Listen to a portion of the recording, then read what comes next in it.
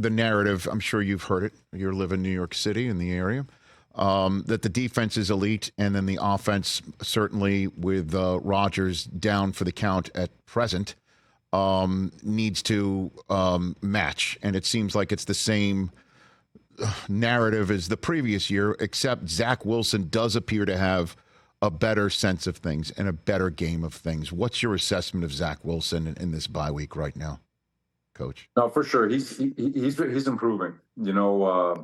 I never want to give excuses for our guys, but it hasn't been easy when you look at everything being built for Aaron, and then we're having the shift in season the way we have.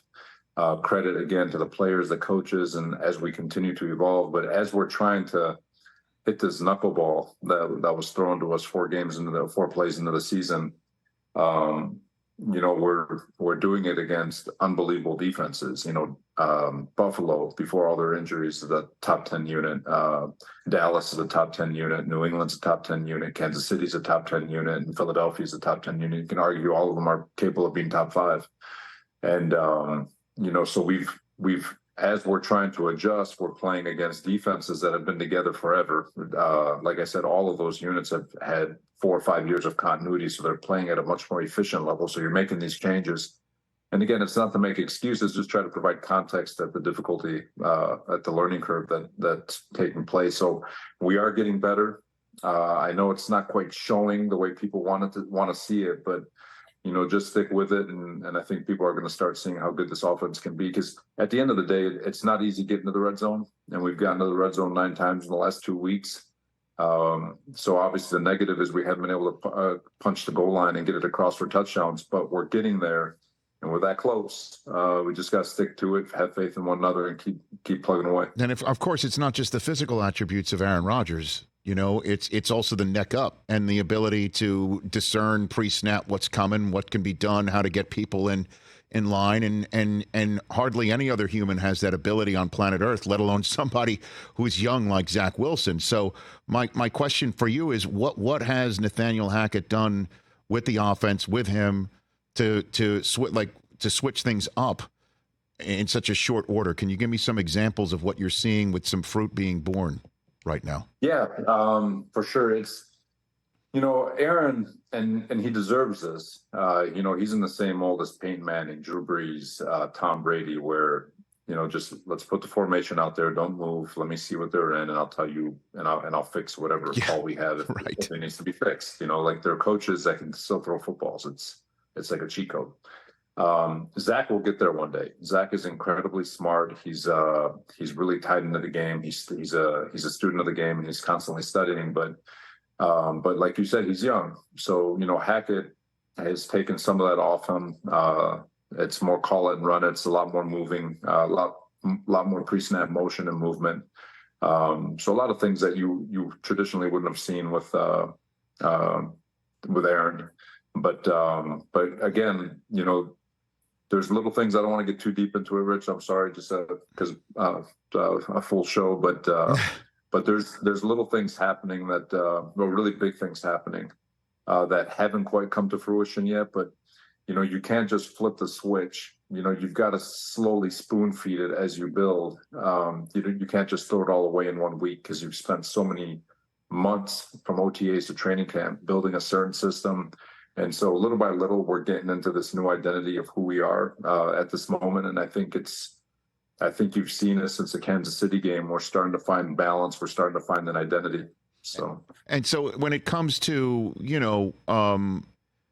the play calling and things of that nature, and just, Zach's comfort level, what conversations have you had with Zach that you're willing to share with me? I mean, obviously it can't help to have,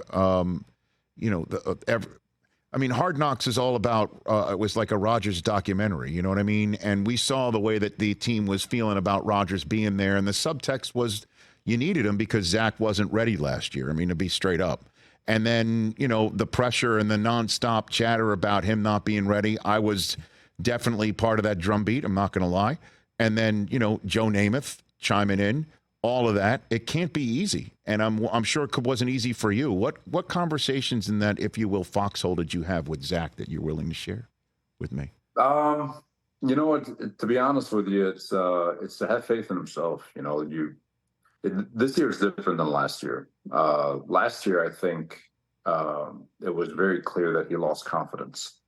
And it wasn't even about Sunday. It was about the week and about practice. And it was, you could just tell that he was in his own head. He just wasn't having confidence in the way he was going, the way things were working out for him. This is different. He's slinging the ball in practice. He's making the right decisions in practice. His footwork, timing, and rhythm is unbelievable. He's having days where he's 19 of 20. I think last week he was 19 of 20 on a Wednesday. Just doing a really, really good job. And, so for him, it's just have faith in that. Just believe in yourself. Just take it to Sunday. The pitcher's not always going to be perfect, but have faith in your preparation, have faith in your footwork, your eyes, and just let that ball rip. And I think he's, for him, it's all confidence. And I think he's done a good job. Like I said, we've played some really, really good defenses that make it hard, but he's getting better. And I'm just hoping for him to have a little bit more success as we go and continue getting better. He's going to prove that he belongs. And you pulled him into your office and had these conversations? Or pulled him aside? Just whenever I can. It's Okay. not even pulling him in. It's sometimes he comes through the office once in a while, and Right. we sit down and talk. Sometimes it's in stretch lines. It's Sure. just always trying. I try not to be too much in his head. He's but he's a good young man. He stands for the right stuff. I always tell people that if a player is working his tail off and he's doing everything he can, and he has talent, go back to Quincy Williams. It's the same mold. These guys he's incredibly gifted, and he's putting in all this work. If you just stay patient, he'll break through. Unfortunately, in the NFL world, patience is not a word, especially here.